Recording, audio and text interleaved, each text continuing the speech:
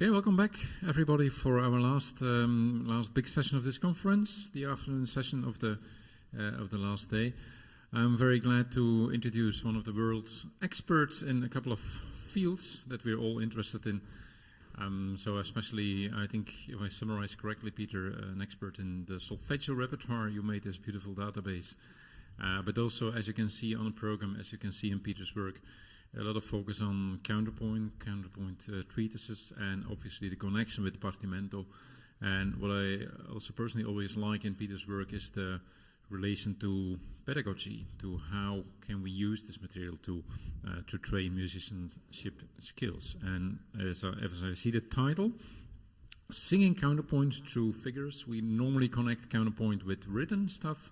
For most students, even very boring things, but I think Peter will nicely demonstrate how interesting and beautiful counterpoint can be, especially if you perform it. And I see 5 students. I don't know if they're here on a voluntary basis but in any case, I'm quite sure that they will enjoy and that they will have fun and that they will very nicely demonstrate what Peter wants to show us. So please, a warm welcome to Peter and the students. Thank you. Thank you, David, for your kind presentation. Yeah, so it's very right what you say. I have, in my work, tried to connect information from the world of partimento, from the world of solfeggio, and from the world of counterpoint, simply because these worlds were very much connected in the early institutionalized milieus in Bologna and in Naples. If we look at this first picture on the first slide of my presentation today, you can see actually here between the voices, this is a start of a little fugue, and you see that the teacher or maybe the student has actually written thorough bass figures between the upper 2 voices. Yeah, that's just when you have two voices, you use one figure, and as soon as it becomes 3-part, they put the figures down there. So in other words, the figures that were used in training in these schools, they were used for intervals, but they were also used to describe what's happening, like in a contrappunto piece of music. Yeah? And this notion is not very obvious for everyone, because we tend to have a notion about figured bass that figured bass gives us vertical information. Yeah? So what chord do I need to play? Yeah? So how can I put this chord in what position should I put this chord? Here, the notion is a little bit different, because it's rather, the interest here is what line do we get over the lowest sounding line? Not necessarily the bass line, because now we have a alto voice in the second bar with a voice on top. Yeah? So my presentation today will be about this topic. So how can we use figures, or how were figures used to teach counterpoint, because that was what they were doing. It was called contrappunto pratico, so practical counterpoint. Yeah, and we do that through lessons of canto, singing, where the teacher brings a bunch of solfeggi, yeah, so solfège pieces, and you did that in the lesson of accompanimento, where the teacher came with a bunch of partimenti. Yeah? So the subjects were altogether called contrappunto pratico, and it was first learned through singing, learning a lot of patterns, then through playing, by realizing like figured bass, and after that you should be able to do these things on paper from a bass line. There is actually an interesting little anecdote in Burney's book where he describes that some poor student had to write his exercises in Counterpoint in an environment where people were playing oboe, and some were singing, and some were playing the violin in the staircase. So it was like a cacophony of people playing, and he said, "I left the place in disgust." Because it was so much noise, and the poor student had to do his counterpoint in this environment. Yeah? And my guess is that they were simply trained to imagine what they had to do, by a lot of practical work. So let's see. Let's start with the solfeggio, because that was the first thing they did. Now, if we just look at the baseline of this solfeggio, you see already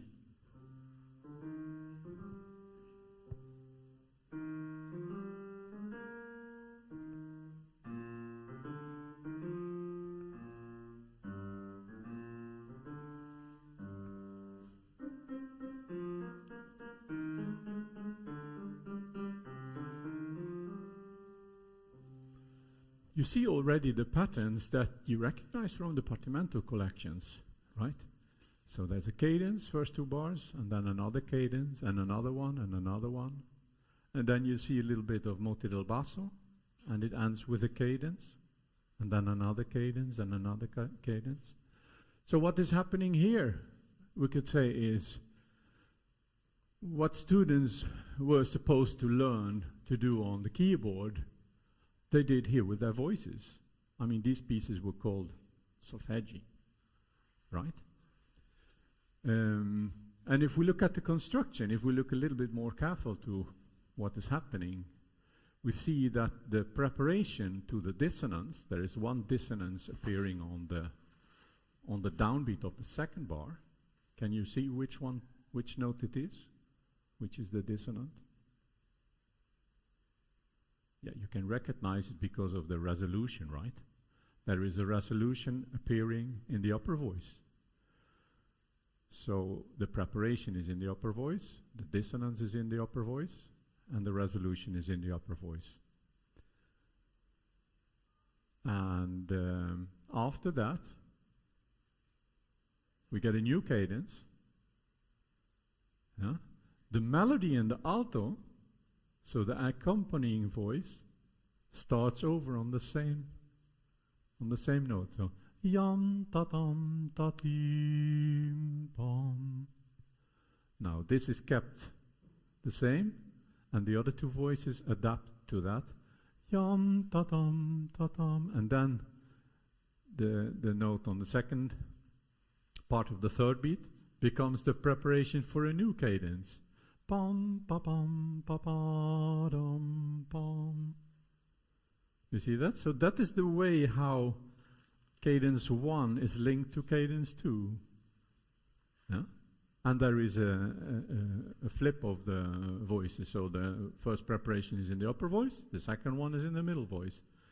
After that in the upper voice, and then in the middle voice.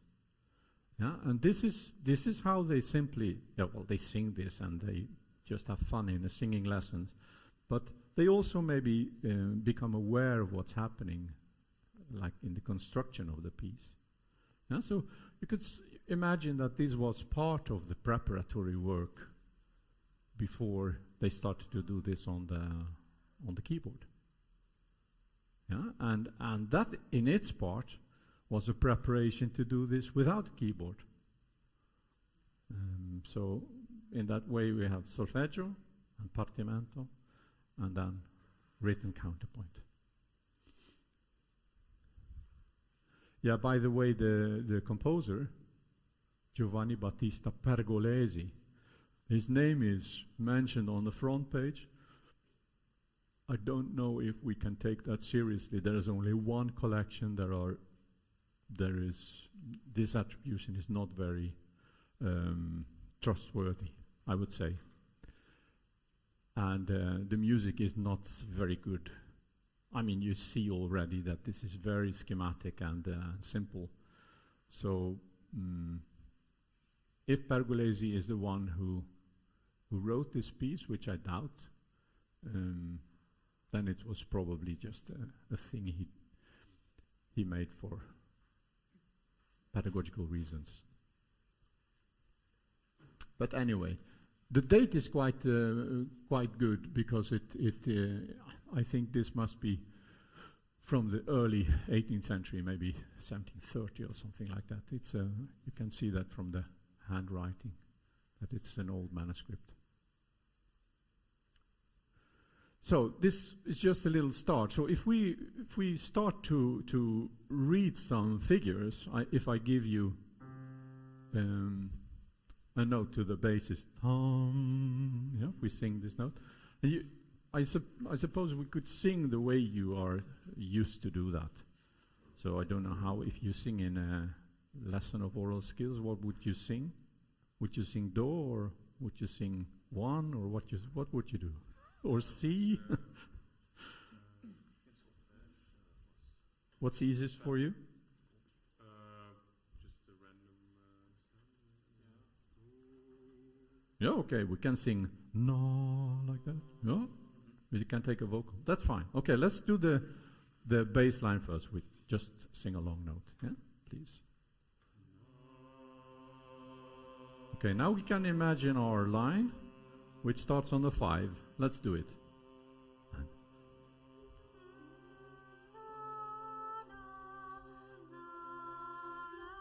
Yeah, very good. So we have some challenge here to try and get the. Okay, we do once again. Now I was a little bit late with my entrance, but we try to get a pure fifth in the start. Yeah, and very nice the whole tone up. So this could be part of like a C major scale, right? Yeah? Okay.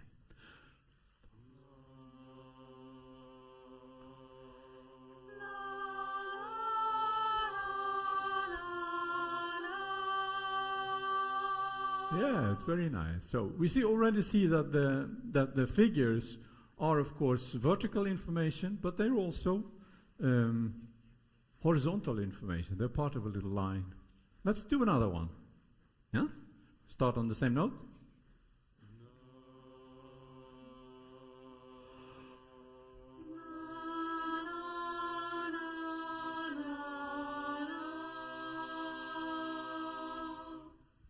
Very good. Okay, now let's try to split this up. Do we have 2 altos? Yeah?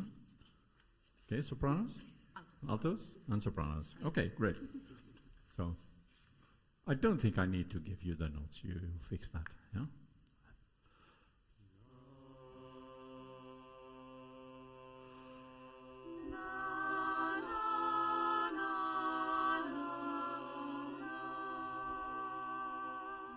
Is there now? Now, don't get fooled here, because I changed the last one, the last figure. Did you see that? Yes. So it was different from the previous one. So let's read it another time so we can correct the last note.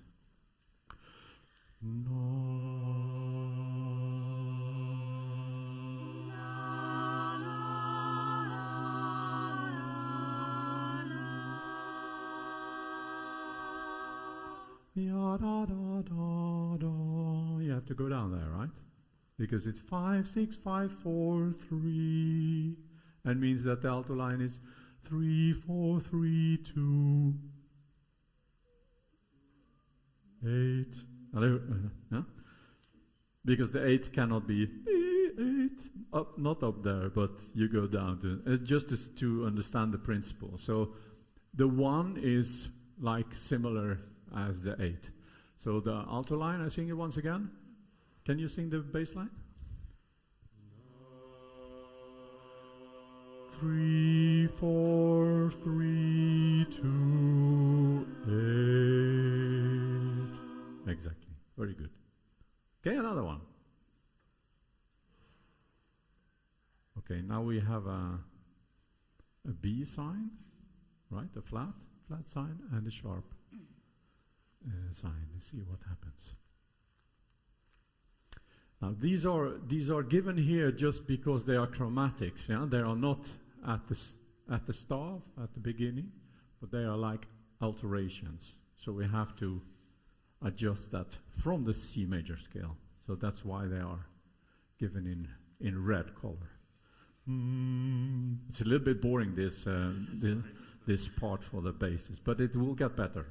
Okay. Yeah? Okay.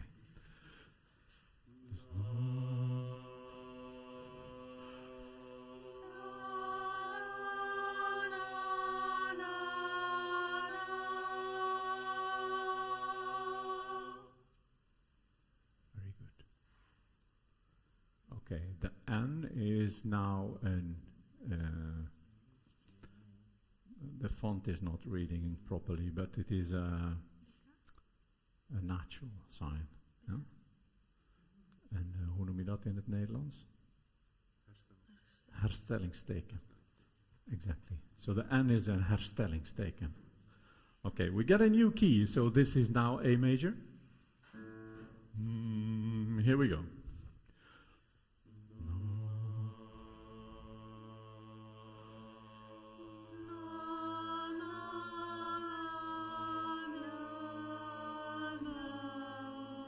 Yeah, but the 4 is not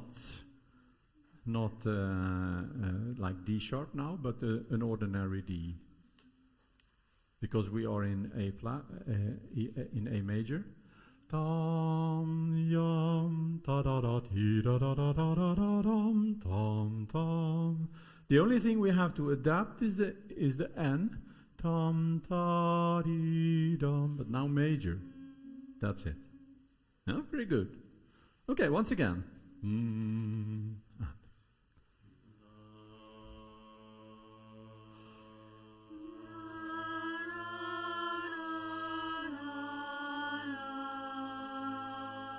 Thank you.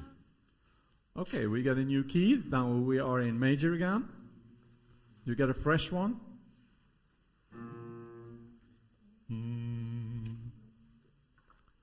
Okay. And then we can take the low one, right? So 8 is like 1, right? Pom, pom. Now a rising pattern. Let's see.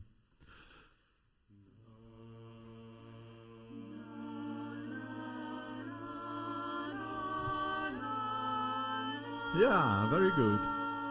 And look, this is also quarter note, half note, quarter note, whole note. I intended to show, but the font isn't reading. So, ti da dum, da da dum. We got. So the principle is that if I put the figures a little bit separated from each other, we can imagine a rhythm, right? So you almost can imagine the rhythm of the half note and the 2 quarter notes in the second bar. Let's do it once again. Yeah?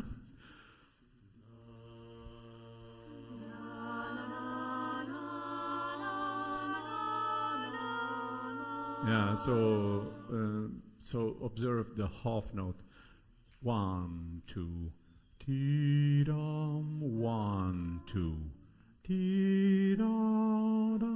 Okay, once again for the rhythms. And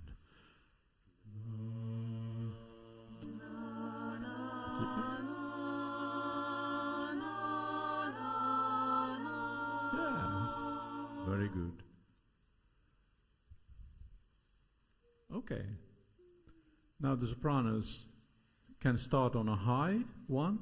Ta-da, because the line is going down now, right? Now it wouldn't be convenient to put the low one. It would come under the alto voice. So, tiam, first note for the sopranos, the blue one, and the 3, the green one, and the B once again. Yes.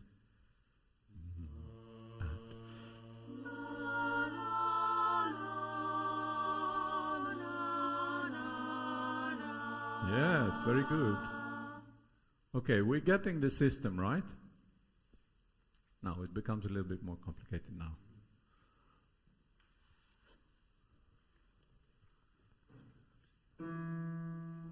Here we have, okay. Tom, tom. Yeah? Let's see what happens.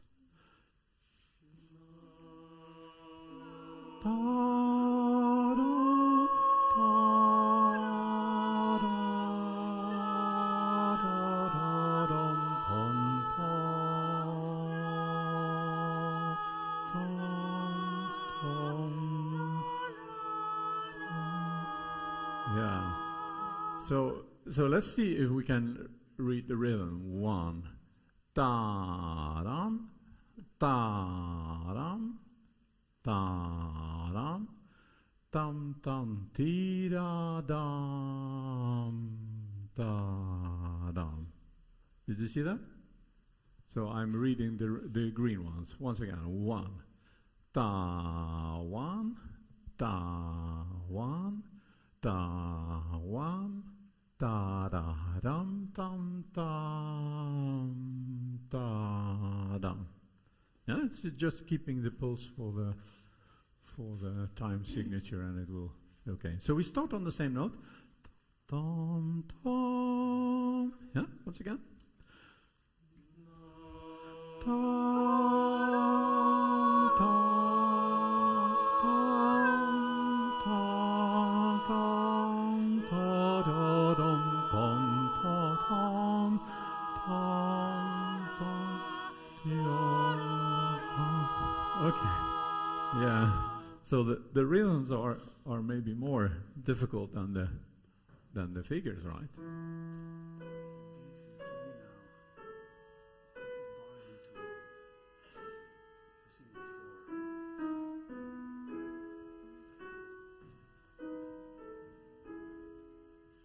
Okay, I play once again just to help you to memorize it.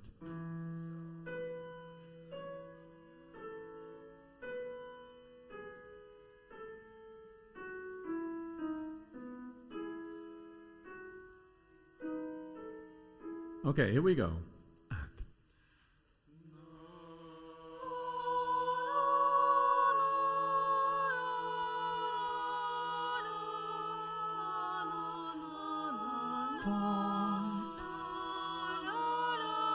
Yeah, it's very good.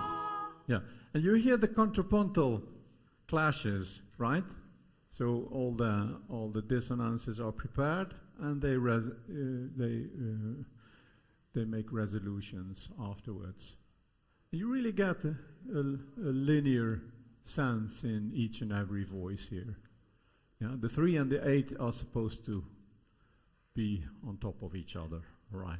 It's a little bit of problem with the font here. Okay, let's go on with the next one. So 2 fermatas. The U sign is a fermata.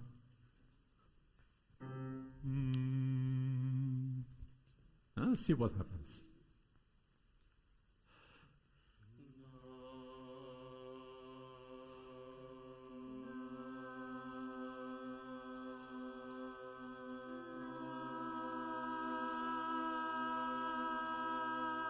Yeah, so this could be a great exercise to just do some intonation to get real pure octaves and to get the thirds really pure, so not as big as they are on the piano. So slightly smaller to get a real good intonation. I just show a little bit of different kind of exercises to see what you can do with the figures if you work with a class. Sometimes you can work more on intonation or lines or small lines, memorization, all that kind of things. Here is another option. If we would put the figures like this and we would use old clefs, then we could actually introduce the old clefs to learn and imagine where the notes would be on the staff. So it could help us to practice the old clefs. The old clefs are often used in counterpoint. It is a great way to involve the C1 clef in the soprano part and the C3 clef for the alto clef in the alto part. Let's see if we can sing this. You can already imagine the rhythms here, right? 1, half note, half note, half note, half note, boom, boom, boom. Right? Boom, boom, boom. Otherwise, it's just half notes. Alla breve means 2 half notes, right? So, what did I have? Do I remember? This was the D. Yeah. So, do we have the F sharp already? Can you imagine it? Some tom. Tom, very good. Tom, and your next one. Tom, half note, half step up. Tom.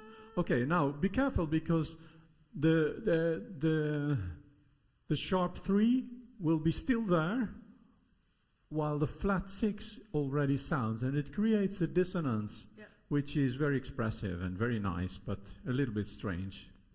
Yeah, we'll see what happens. Okay, that was not really the same note as I showed you, if I may be a little bit picky. Yeah, very good. Yeah?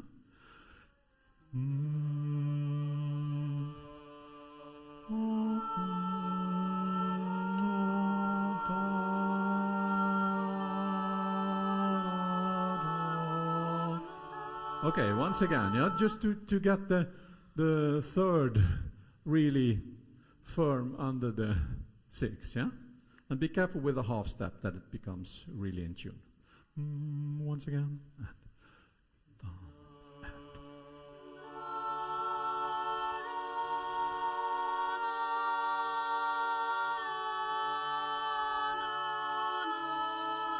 Yeah, very nice. So these kind of things happen in Schütz.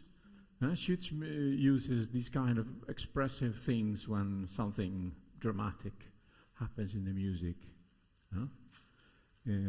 Already quite early in the 17th century, you find these kind of things. Okay, let's see here. Now we are getting into the world of the dissonances. And we do that with the help of Maestro Francesco Durante.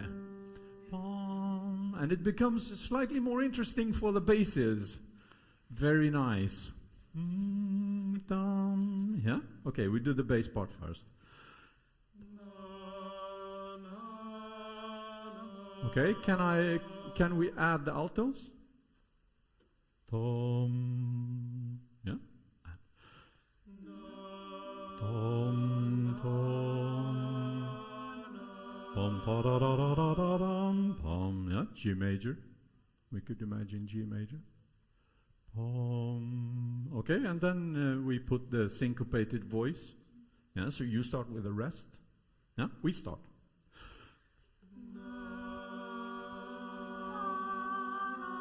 Yes, there, and continue to read.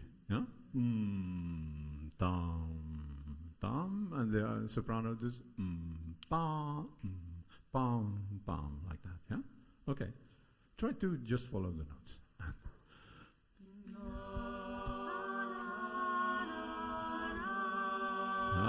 Okay, there is a slur, so dum, dum, but be careful now. The number changes. But it changes without you need to do you do anything, because the change is occurring due to the basses. The basses move, and you keep your note the same. Did you see that? Pom, tom, pom. It's still there, tom, but it has become a seventh.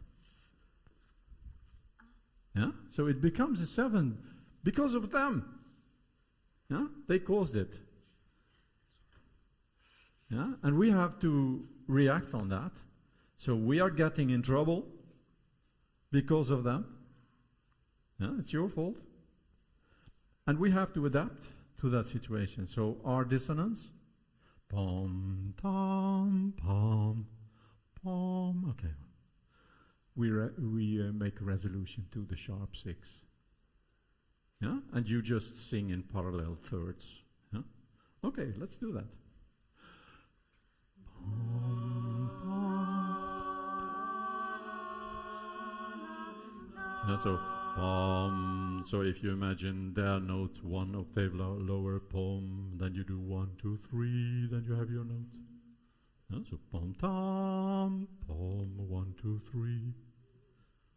Huh? Okay, once again, be careful with the syncope, right? Doom, pam. Yeah, here we go. Pom tam tam pom. But just you're not singing the figures. You're singing your own melody. I'm sorry, I'm confused. Huh? I'm So sorry. pom tam. Yeah, but the note you sing now is the resolution, because the slur means that you just keep the same note. So you just maintain it. The number is the number of the note starting from the bass. So if the bass goes on, That's Exactly. okay. I'm sorry, I just not seen that before. is the 7. So pom, an octave over the bass. Pom, now a 7th over the bass. Okay, it becomes a 7 because of them. Yeah. So I can show you one. So if you sing the bass, I will sing your voice. Yeah? So you hear what happens with the blue ones. I will sing the blue ones and one red one. Yeah. Tom, pom, pom. Yeah, or if I sing it in your octave, it would sound.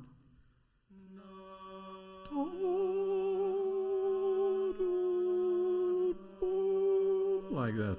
Huh? Okay, when the altos join, all together. And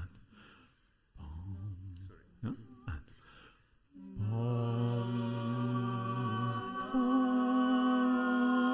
And that's it. Yeah? And this sounds familiar, doesn't it? This sounds really familiar. So the notation is more tricky than the reality. Yeah? This is like standard stuff in cadences. I play once again just to get you become accustomed to the sound.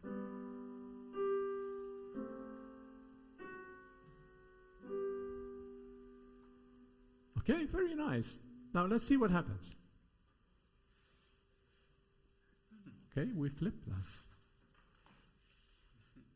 So it means that you now have the syncopated voice, and the problem that the sopranos had is now in the alto voice. Yeah? So now the question becomes, do you remember what they did? Yeah? And do you remember what they did?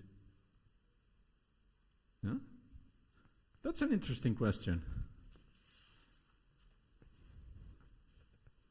So the first note. Here we go. And.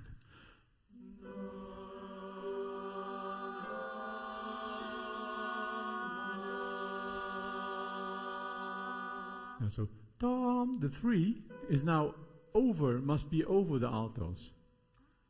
Yeah, we can't see that from the numbers, otherwise we could have written like 10 or something like that. But it's actually in the higher octave. Tom, yeah, for the sopranos, so you sing da da dum 3 3 3, right? Why? Because it must be like a third over the bass, and the bass is sing tom. So it'd be, if they sing tom, then your note will be ta da da 1 2 3 Yeah. from there. Yeah. Yeah. So tom tom, and your note will be, yeah, very good. Okay, let's do it.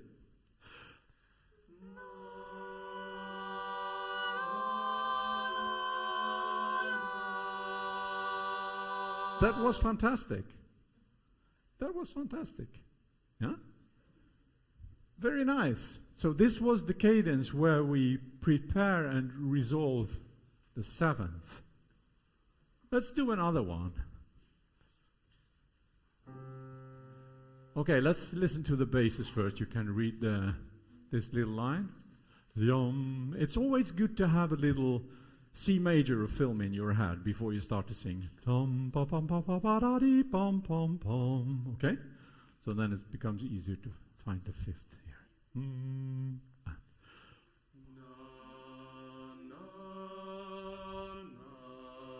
Okay, now be careful, altos. Be careful, because the 3 is over the C, but the 5 is over the G. Okay? And these notes are very much connected. So we can't see that from the figures, but they actually make a line. Huh? So let's do that. Uh-huh.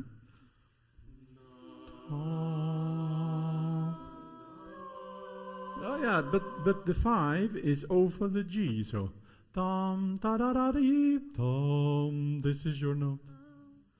So tom tom. It actually goes down. Although the numbers go from 3 to 5, the line goes down. Yeah, that's a little bit paradoxical. Yeah.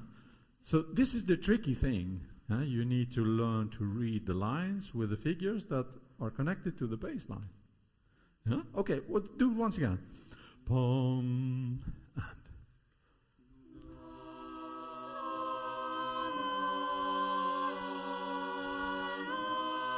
Yeah, very good. Now this was almost the cadence of Pergolesi. Pom pa pom pa pom tim pom. That's what he did. Yeah, and then he connected it to a new cadence. So that's what were the Neapolitans playing with. Now the question becomes, how should we do this? Should we imagine like tom, the bass is the same? So will your note be do up there? Or should we put it tom? Yeah, that's better, isn't it? It's more convenient. So we need to adapt to that. So if they sing tom, then we sing tom. Perfect. Yes? Pom. Here we go.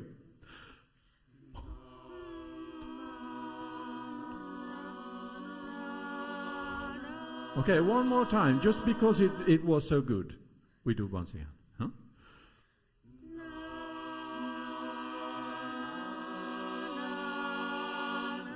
Yeah. But now I actually hit 6-5. No, 6-4 in the middle. I hit actually 6-4. And it should be 5-4. Once again. Huh? The tom, tom, tom is the upper line. No, once again.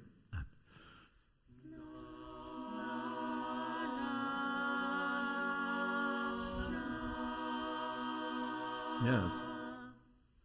Very good. Now, this becomes a little bit more difficult because now we are going to do slightly more advanced things, and the red dots are unspecified notes. Okay, so if I play the bass.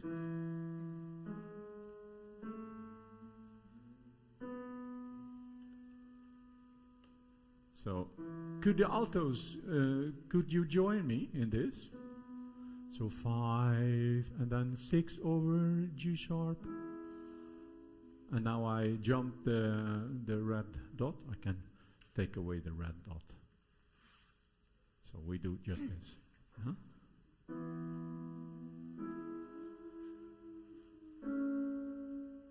And the rest is up to you. Okay, let's do this. So basses and altos together. Try this. And.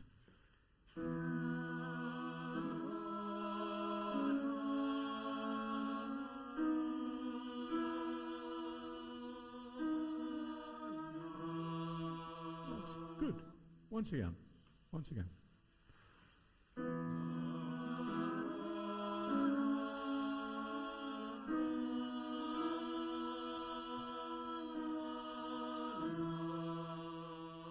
Okay. Now, if I put some dots there, I need to think, okay, what could I do in between the 6 and the 3? So could we put in a passing note? Could you try that? Yeah, we do that.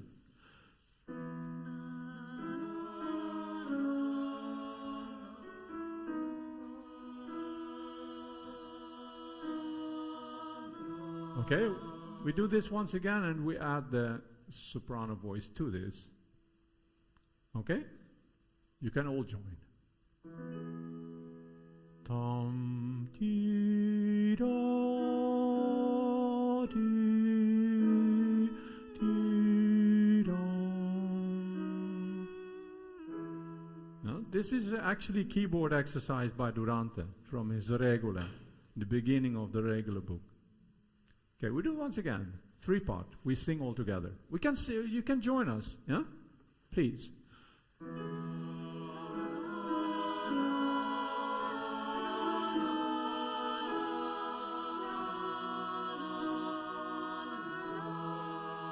Yeah. So what this exercise illustrates is what Durante calls the preparation of the ninth, but also the cadenza doppia, the double cadence, which is like this.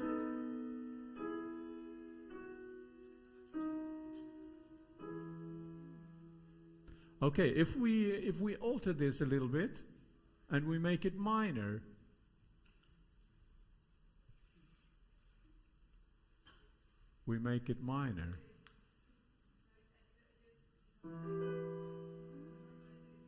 Okay, and we flip the voices. Let's see if we can do this. X means 10. Yeah, we do this. Try this.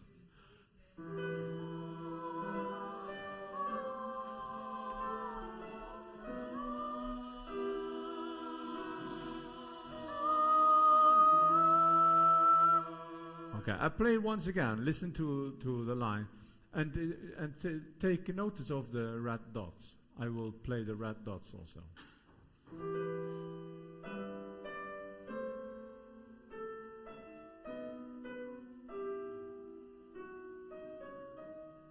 You recognize this, don't you? This is very, very common stuff. No? Yes? Yes. Okay, let's do this.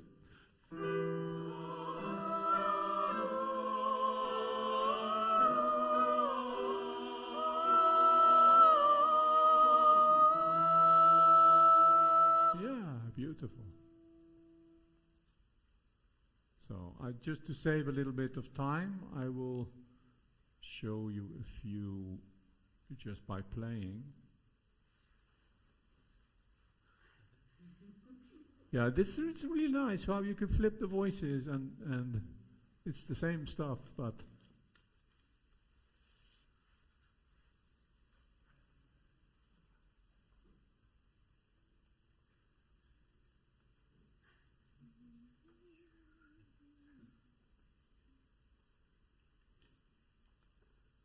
yeah, and then you hope to internalize these things so you can do it without the figures.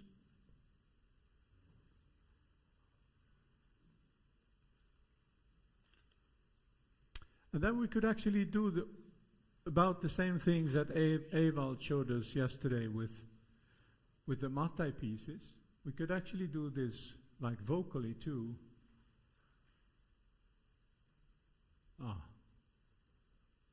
Okay, let's see what this generates.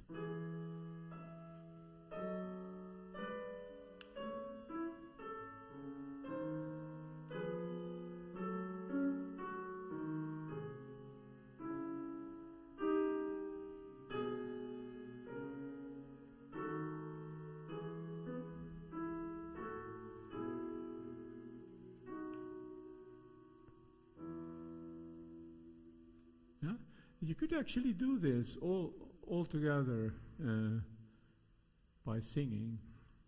Yeah, The idea is, if we build it up like this, if we use the skills we've learned in solfeggio, right, and we start to apply this and combine it with our keyboard playing, we get a combination of solfeggio skills and partimento skills, and we will be almost certainly better prepared to do the written counterpoint when it's time for the exam.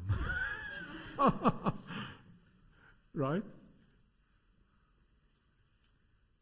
And what I imagine then is when you get to the end of the game, to the final slide, you could get a little hint, okay, go back to number 1. Do it all over again, right? Do it all over again, and now you sing one voice, and you play 2 voices. Yeah? So with these simple cadential things. And this is something I would like to say to you students, that this is really, really helpful for your studies. Yeah? Small things, you train it first on the keyboard, and then you replace one of the voices. You don't play it anymore, but you sing it. Yeah? So make a combination of singing and playing, and to become aware of these very, very common patterns. And if you do this a lot, it will help you enormously in making your own music. Not only playing from music, but actually creating music. Yeah? Being a musician in the 18th century was being a performer, but also being a composer.